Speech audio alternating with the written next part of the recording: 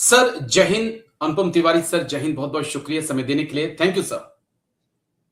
जय हिंद राजेश जी, आपका ही बहुत बहुत शुक्रिया मुझे एक बार फिर से बुलाने के लिए। आपको और आपके तमाम दर्शकों को मेरा अभिवादन। थैंक यू सर, आपने समय दिया। दरअसल कई मेरे वेटरन्स का या सर्विंग सोल्जर्स का मुझे मैसेज आए, कईयों के कॉल आए कि एक बार फिर से मैं आपके साथ बातचीत करूं इंडियन एयरफोर्स के टेक्नीशियंस को लेकर। तो मुझे लगा मैं बैठूं। कुछ कमेंट्स तो मैंने आपको भी भेजे हैं जो मेरी समझ से भी परे थे कि क्या कुछ भाई साहब कहना चाहते हैं। लेकिन मेन जो मैं समझ पाया तो उनका ये कहना था कि सर इंडियन एयरफोर्स में जो टेक्नीशियन सर्व कर रहे हैं, क्या ऐसी समस्याएं हैं उनके सामने जिस कारण वो प्री मैच्योर रिटायरमेंट लेकर जो है वो बाहर सेटल होने की कोशिश कर रहे हैं।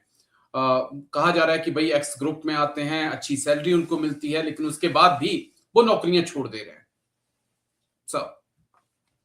देखिए Rajesh ji, as a technician अगर आप समस्याओं की बात करते हैं तो 3 वर्गों में मैं इनको बांट सकता हूँ। पहले तो कुछ तकनीकी इश्यूज हैं, दूसरा प्रशासनिक इश्यूज हैं और तीसरे कैरियर ग्रोथ की बात है। अब चूंकि वो बच्चा जो कि 18-19 साल की उम्र में एयरफोर्स में गया हुआ है, एज ए टेक्नीशियन गया हुआ है, तो उसको इन तीनों चीजों से जूझना पड़ता है। मैं वन बाय वन समझाता हूँ आपको। अब जो तकनीकी पहलू वो क्या है? एयरफोर्स इस समय एक ट्रांजिशन फेज से गुजर रही है। कुछ पुराने इक्विपमेंट्स हैं, कुछ नए आ रहे हैं। पुराने और नए के बीच में एक फंसा हुआ टेक्नीशियन, उसको पुरानों को भी सही करना है, नए वालों को भी सही करना है। उसकी स्किल उसको इस तरह से शायद नहीं दी जा पा रही कि वो एक सामंजस्य बैठा सके। क्योंकि जो ओल्ड एयरक्राफ्ट्स हैं और जो मॉडर्न सिस्टम्स हैं, रूल्स वगैरह हैं, एयर डिफेंस सिस्टम्स हैं, एक ही व्यक्ति इन दोनों पर लगातार काम नहीं कर सकता है, और करता है तो कुछ कंप्रोमाइज होता है उसके साथ। क्योंकि उसको दोनों तरह की ट्रेनिंग नहीं दी गई है और नहीं दी जा रही होगी। वो सफिशिएंट नहीं, वो इस वजह से क्योंकि ये ट्रांजिशन फेज है। तो इससे होता क्या है कि वो पर्टिकुलर इंसान बहुत ज्यादा दबाव महसूस करता है। उसको एक एयरक्राफ्ट सही करना है, मान लीजिए उसके ऊपर प्रेशर है कि इतने घंटे में ये एयरक्राफ्ट हवा में होना चाहिए। वो अपनी टीम के साथ लगा हुआ है, लेकिन उसके तमाम तकनीकी पहलुओं के ऊपर उसका जोर नहीं चल पा रहा है। तो ये चीजें उसको थका देती हैं। अब ये सिविल तो है नहीं कि आपने आज का काम कल पे टाल दिया, परसों पे टाल दिया और चीजें बढ़ती चली गई। वहां ऐसा नहीं होता है। वहां पे आपको निर्धारित समय में एयरक्राफ्ट देना होता है, मशीनरी को सही करना होता है। अब ये जो तकनीकी पहलू है, ये मेंटली और फिजिकली दोनों तरह से बहुत थकाऊ हो जाता है। इंसान को डेली इसी एक प्रक्रिया से गुजरना पड़ता है, और वो जो एक वातावरण है, वो इंसान की जो भी कैपेसिटी है, मेंटल कैपेसिटी है और फिजिकल कैपेसिटी, दोनों को पूरी तरह से निचोड़ता है। अब थका हारा व्यक्ति अपने घर पहुंचता है, घर में कुछ घंटे बिताने के बाद, अपने क्वार्टर में पहुंचने के बाद उसको फिर से कॉल आ जाती है कि एक फला एयरक्राफ्ट फिर से डाउन हो गया, आप फिर से वापस आ जाएंगे। तो इस तरह की समस्याएं जो टेक्निकल एस्पेक्ट में आ रही है, उससे व्यक्ति बहुत ज्यादा परेशान महसूस करता है, और ये बाद में भविष्य में एयरफोर्स छोड़ने के लिए उसको एक मौजिक कारण दिखाई देता है कि इतनी मेहनत अगर मैं बाहर करूंगा तो शायद मुझे ज्यादा बेहतर अपॉर्चुनिटीज मिल सकती है। तो ये तकनीकी पहलू था। दूसरा एक प्रशासनिक पहलू है। अब आप देखिए, प्रशासनिक पहलू में मैं दोनों चीजें रखूंगा, वेतन भत्ते भी रखूंगा और एडमिनिस्ट्रेशन से होने वाली समस्याएं भी रखूंगा। एक एयरमैन जो कि काम कर रहा है एक वातावरण में, जैसा मैंने डिस्क्राइब किया, उस माहौल में काम कर रहा है। उसके बाद उसको जो एडमिनिस्ट्रेटिव सपोर्ट मिलना चाहिए, उसकी पेमेंट से रिगार्डिंग, उसके भत्तों के रिगार्डिंग, और बाकी छुट्टियों से रिगार्डिंग, ट्रेनों में रिजर्वेशन के लिए, और जो इस तरह की तमाम सहूलियतें जो एयरपोर्ट को दे सकती है, वो नहीं मिल पाती है।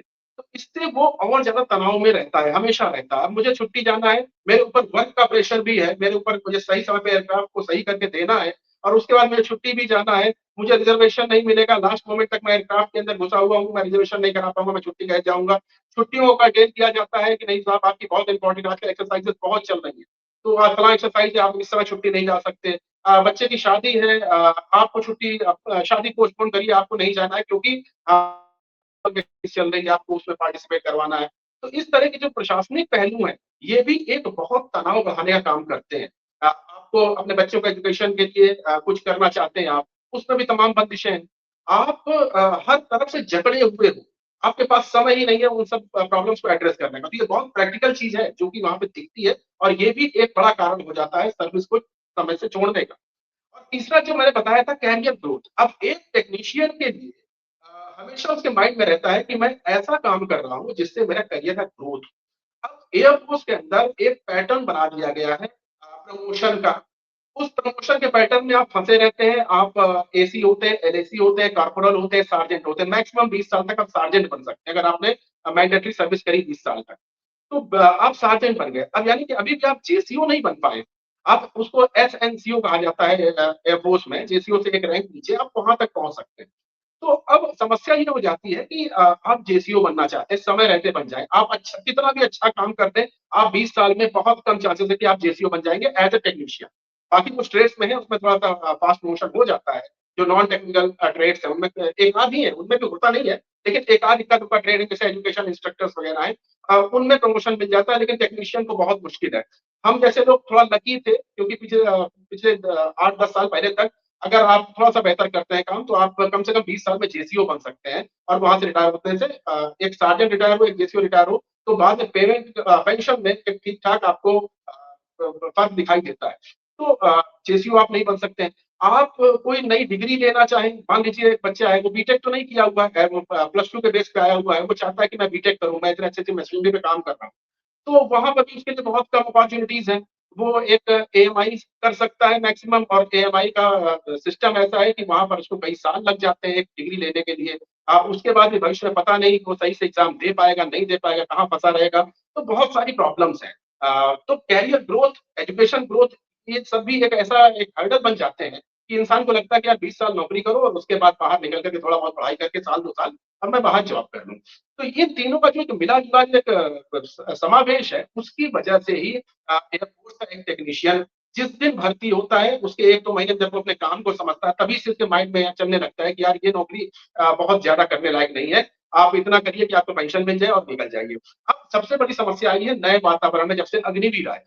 इनका तो मैं भी डिस्क्राइब नहीं कर पाऊँगा कि ये अग्निवीर टेक्नीशियंस जो हैं, उनसे 4 साल में क्या काम लिया जा रहा है, और 4 साल के बाद जब वो रिटायर होंगे या उनको बाहर भेजा जाएगा, तब उनके लिए क्या अपॉर्च्युनिटीज़ बाहर है, क्योंकि 20 साल वाले के लिए तो अपॉर्च्युनिटीज़ दिखती हैं, हम जैसे लोग उसको अवेल कर भी रहे हैं।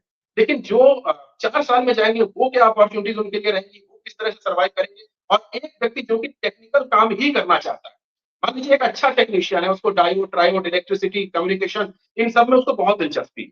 एयरफ़ोर्स में तो फिर भी उसका कुछ उपयोग हो सकता है, लेकिन उस उपयोगिता को वो बाहर कहाँ उपयोग करेगा? बाहर तो कोई मिसाइलें बना नहीं रहा है, बाहर तो कोई एयरक्राफ्ट, फाइटर एयरक्राफ्ट बना नहीं रहा है कि जिसके वो जहाँ पे नौकरी मिल जाए, या अगर है भी तो बहुत इक्का-दुक्का संस्थान है, एचएएल है, बेल है, ये सब है, उसमें भी एक लिमिटेड काम होता है, उस तरह का एक्सपोज़र नहीं है। तो मेरी स्किल को बाहर उपयोग कैसे में लाया जाएगा, और क्या मैं उस तरह की नौकरी जो मैं करना चाहता हूँ मुझे मिलेगी? बहुत कम चांसेज़ होते हैं। तो ये सब समस्याएँ हैं जिससे कि एक प्रवृत्ति बनी हुई है कि आप एयरफ़ोर्स में करिए जितना भी कर सकते हैं, पेंशन सिक्योर कीजिए और निकल जाइए।